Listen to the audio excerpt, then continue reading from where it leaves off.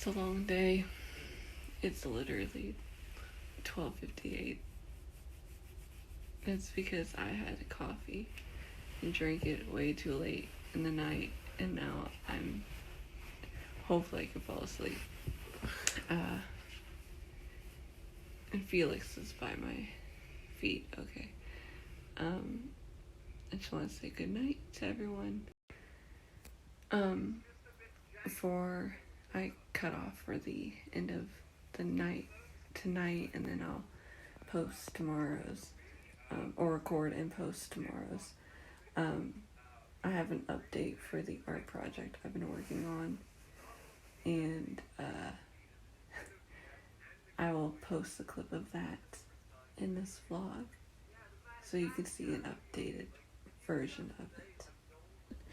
This is what it looks like right now. Still.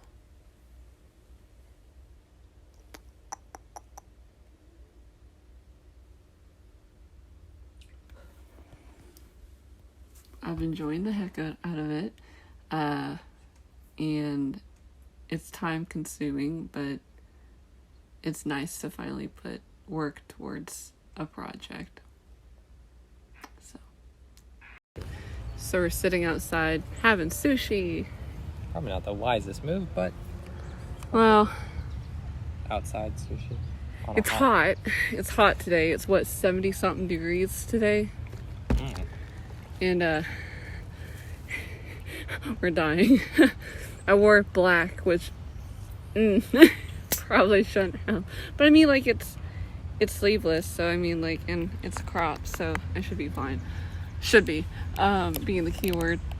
Hopefully I don't get bit by spiders. We had to move our location because it was so hot.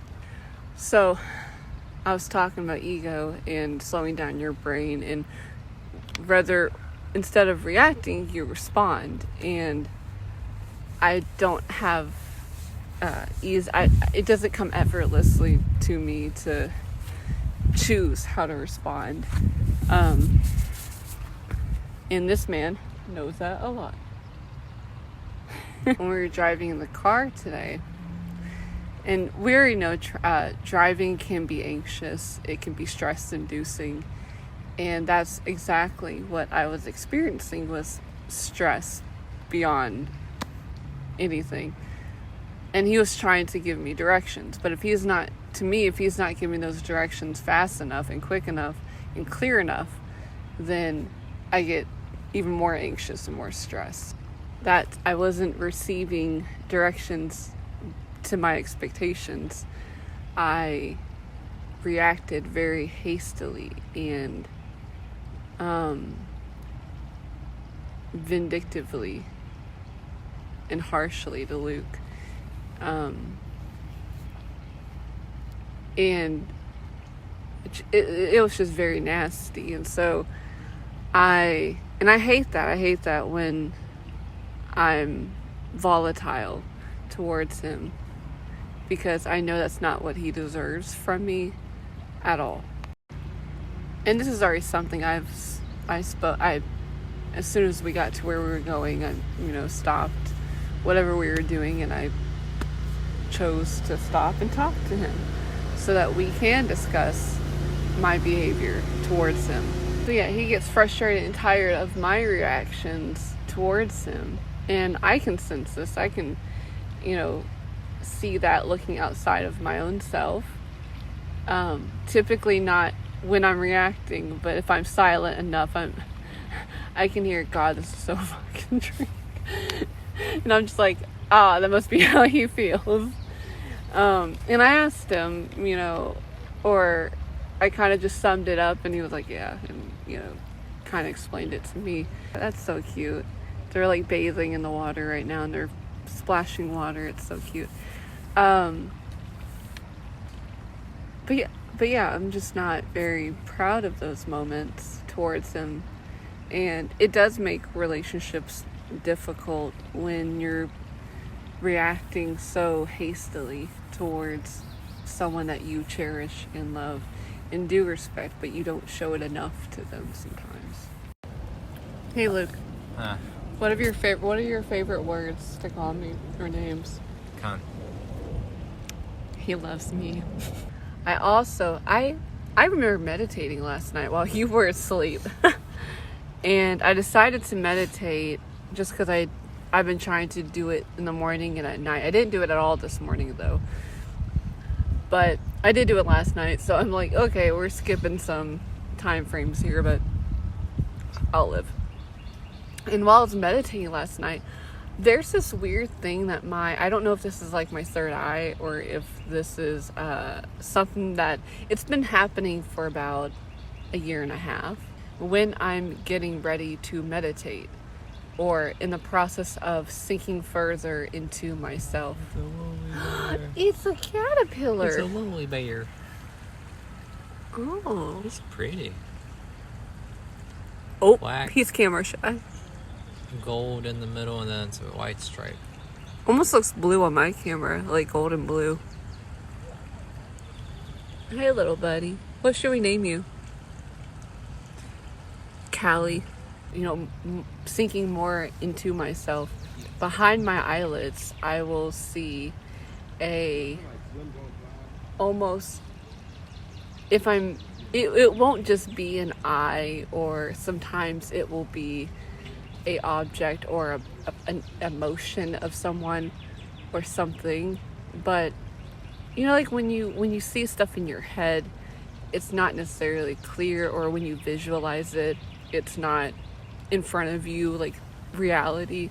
I start to see almost vividly an object. But last night it was an eye. It was just a singular eye, and it was very small, very tiny. It almost like it zooms out of my vision, but I see it so clearly as it's looking at me, and it's not in my head. It's literally behind my eyelids. It's so fucking weird. Story time. Not the first time, but when I started about 3 years ago getting really into meditation, one day this wasn't the objective. I was just meditating one evening, and I guess I must have been meditating really good because I saw, the first time ever, behind my eyelids, this big eye, just huge, gigantic eye, and it opens up and it just looks at me,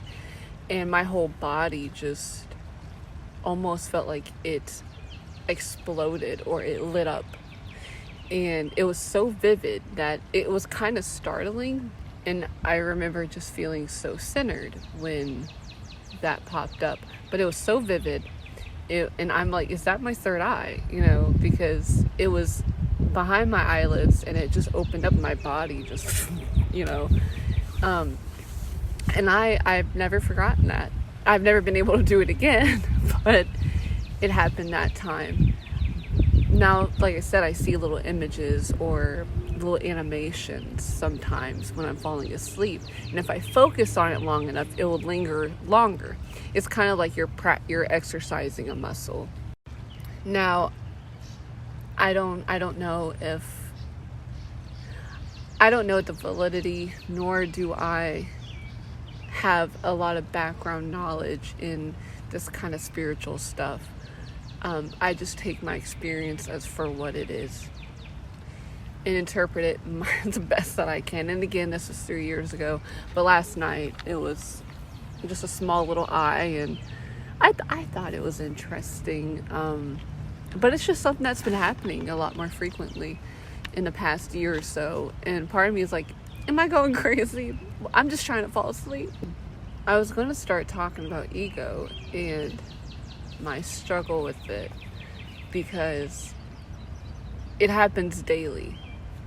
Every day I have some sort of reaction that emotionally sets me off and makes it difficult between Luke and I in that moment to communicate things through. And I will accept responsibility for my stubbornness and unwillingness to relax and openly, without pointing the finger, communicate with him. Like Luke, how often does this happen? Twice a day. You think twice a day? Yeah, a small one, then a big one usually. There's not a set how many of those could actually occur in a day. Yeah. Depends on timing. And this is never, like, honestly, it's never Luke really reacting. It's just the way that he communicates and the way that I communicate and the way that we receive both communication, or the way we interpret it and the way that we communicate externally is so different. Do you think that's a fair assessment, Luke, between you and I? Yeah. And so, when you're consciously aware of your ego and the way that you communicate and interact when in ego space, it's really difficult to get out of that sort of mentality of an expression, because you want to protect yourself and defend yourself, and it becomes really difficult to really meet you in a similar open communicative fashion that you're wanting. So it's not easy is what I'm trying to get at. And I think if you hold some grace for yourself and for the other person, or for, in my case, if I need to detach for a minute and then come back to the conversation when both parties are ready and have consent for it, then it's a little bit more manageable. But don't get me wrong, I'm not perfect. I'm just speaking from experience and from what I've learned within my inner knowledge and going to therapy and my own research within psychology. So if you saw me 3 years ago to now, it's kind of vastly different, I would think. I think I'm a lot more I'm a lot more expressively volatile, but I'm a lot more aware of things I say and how I act and what I do. I don't need a lead. Assist with walking. No, my side's hurting, so we're going back because I thought I was going to be able to walk and enjoy the day, but my ribs like, no. I swear, sometimes I might be 23, but I have the digestive system of a fucking 70-year-old because I can't, my body just doesn't process things as fluently as people my age probably can. I'm trying not to throw up. I just chugged all my coffee. Oh. And it's sushi. So it means it's either going to come out this way or that way. So yay. Just woo. And I've had that issue since I had my second open heart surgery, where I think some of the areas of where they opened up and had like the tubes in and whatnot, I really wonder if it fucked with like the form of my original organs. You know what I mean? You walk. One of my favorite things is watching the sun glimmer on water. I don't know why. Since I was a little kid, I'm like, so pretty. We got home and we drove for about 2 hours, 3 hours actually. And this is the end of the video. Oh, I'm supposed to be looking here. I gotta get used to that. It's the end of the video. We enjoyed the walk, the errands, it's just enjoying each day. And for me, it kind of helps me record like my daily life, because I'm putting effort towards like editing, and I'm actually drawing and enjoying being passionate about things, because I used to just not do anything. So for me to do this. Like, a lot of these videos are for me, and hopefully, like, whatever advice I can offer each day, it's important for me to express myself daily, whichever way I can, because this ego, this brain up here, likes to terrorize and criticize anything that I put out and do. I know I can possibly get judged and have criticism maybe one day. But that's okay, because honestly, no one's happy in this world, and I'm so used to seeing people criticize other people constantly for choices they make and things that they say. So, kind of expecting it, but I'm enjoying what I'm doing. It's fun for me. Hopefully it's fun for some people to watch and enjoy. And yeah. So this is the end of it. I'll see y'all probably Monday. Bye.